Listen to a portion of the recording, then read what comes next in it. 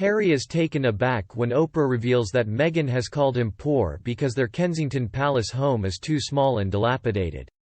It's time for everything to come to an end. Howdy, pals. Here on Royal Family News Update, we have the latest on the hypocritical royal couple, Harry and Meghan Markle. When Prince Harry and Meghan Markle invited Oprah Winfrey to tea at Kensington Palace, the talk show host was reportedly speechless upon seeing the small size of the cottage. In episode 5 of their shocking Netflix docuseries, the Sussexes discussed their time spent at Nottingham Cottage after their May 2018 wedding. They insisted that, despite the widespread belief that they were living in a castle, this was not the case. Harry and Meghan, ages 38 and 41, say that Oprah, 68, joined them for tea and that she and they both agreed that the house was too small. After seeing the house for herself, the TV star allegedly exclaimed, "No one would believe it." As told by the Duke, "Have we not had Oprah over for tea?" When Harry mentioned it, his wife said, "She did," and he immediately remembered. Before Meghan quoted Oprah, Harry said, "And when she came in, she sat down, and she remarked, 'No one would ever believe that.'" A notice posted to the fridge at Nottingham Cottage referred to the rental as not caught, and after their stay there the couple opened up about it and shared their Oprah story along with a slew of candid photos and videos. "Many people assumed we were staying in a palace. And we were," Harry says, "in a royal grounds cottage." Then Meghan elaborates, because it contains the word palace, Kensington Palace naturally evokes images of royalty. The problem was that Nottingham Cottage was tiny.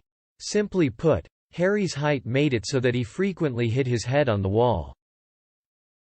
According to Harry, the whole thing is on a little lean, incredibly low ceilings. Whoever was there before had to have been very tiny. Since the couple frequently posts pictures of themselves working on home improvement projects and tending to gardens on the Kensington Palace grounds, Meghan has claimed that their daily life is unlike anything anyone would think. The Duchess of Sussex responds, "Harry varnishing, me hoeing. No one could have possibly known what went down behind the scenes during that brief time in our lives, at least not in my opinion." The media mogul was reportedly invited to tea by the Sussexes shortly after their wedding in May 2018, more than 3 years before the couple sat down with her for a bombshell TV interview in March 2021, though the exact date of the event was not specified by the couple. During their brief discussion of the interview in the docuseries, Meghan stated that they did not see the primetime sit-down before it was shown to the public. "When everyone else caught on, only then did we understand." As a video of the two of them watching the interview plays, she makes the following observation, "That was a very interesting concept." She was shocked that the takeaway from their interview with Oprah was racism allegations against the royal family rather than Meghan's struggles with mental health. "I thought me being really upfront about the sadness I had and just how serious it became. I thought that would be the major takeaway," she continued. The discussion of the race, however, overshadowed everything else. In the wake of their truth bomb interview on Oprah, Prince William texts his brother Harry, who is married, telling him to call his wife. This event is depicted in the final episode of the series. Most con gis phn ing sees the whole thing as a bunch of bad luck. Oprah has zero authority to make such a remark. This is an entirely new and different environment. Not everyone is so fortunate as she is. A cottage built in 1689 with rather low ceilings must have come as quite a shock to Oprah, whose main residence is 23,000 square feet. Considered in light of Oprah's lifestyle, which she likens to that of a royal, this is especially true. Someone in the know said, "Americans may not realize how small some British cottages are, and Britons may not realize how large some American houses are. In all fairness, European sizes tend to be smaller than their American counterparts. Dimensions of food, housing, transportation, and other infrastructure elements. On the other hand, my European friends always joke that what they consider to be a meal for one in the United States would be enough food for 2 people in Europe." One thing the couple didn't want to talk about was the fact that many members of the royal family had been living in a temporary residence while they waited for their apartments to be finished at Kensington Palace. Then they waited for the extensive renovations to be completed at the white, spacious Frogmore Cottage, where they are also not currently residing.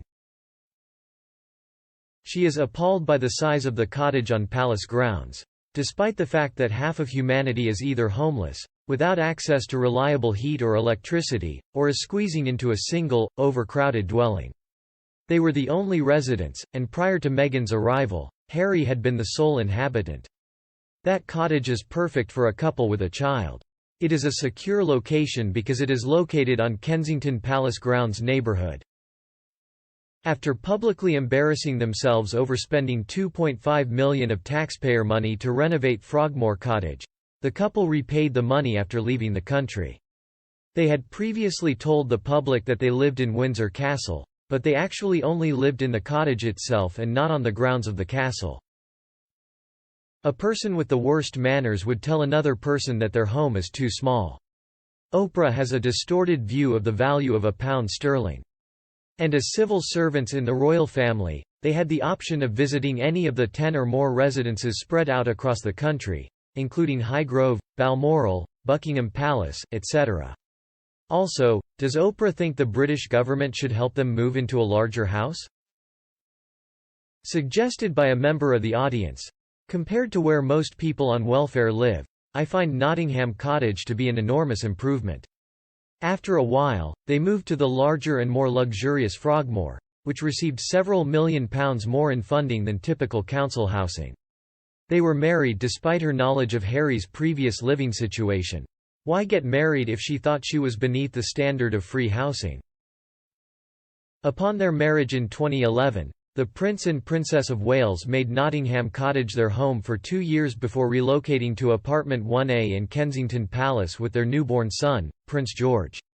Harry and Meghan were reportedly offered a 15 to 20-room apartment at Kensington Palace, but turned it down because they didn't want to live so close to the Cambridges. They also reportedly wanted a much grander country home, but were denied that as well. Seriously, this is not the place to be discussing such a sensitive topic. A group of extremely wealthy people are joking around in front of the cottage where 2 of them live. Do they seriously believe this is an appropriate anecdote to share in light of the current state of the world and the difficulties faced by so many people? The combined insensitivity and egotism of Harry, Meghan, and Oprah is astounding. Is Meghan trying to call Harry poor by being so open about her disdain for royal property, as Oprah so awkwardly did? Please share your opinions in the space provided below. That this video has been of some use to you is our sincere wish. Please subscribe, like the video, and share it with your friends if you enjoy it. We appreciate you taking the time to watch this newsletter and hope to see you again soon. Goodbye.